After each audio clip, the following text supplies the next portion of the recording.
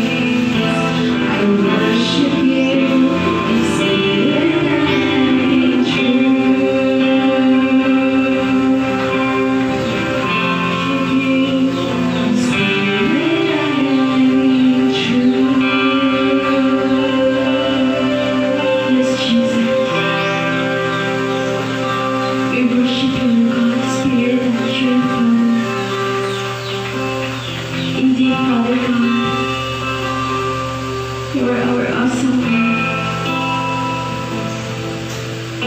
Lord, ikaw ang aming Diyos, Father God, na may pagkabago, Lord. Ikaw ang aming Diyos, Father God, nasama ng gihapon, Father God, sa panahon nila ni Abraham, na ni Isaac, Lord, na ni Jacob, Father God. Ikaw ang Diyos, Father God, kani adto karon sa umanan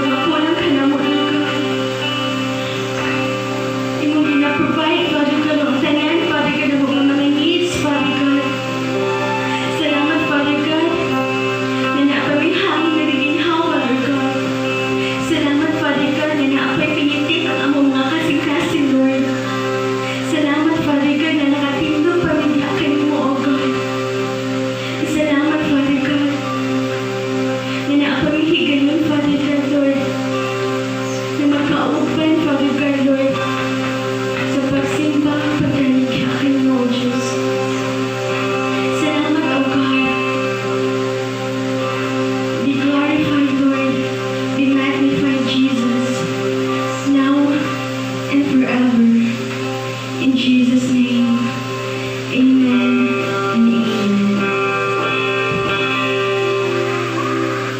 So, ato na nakatagan ang atong matag-usa pinang panahon sa pagpaminaw sa puli sa Diyos.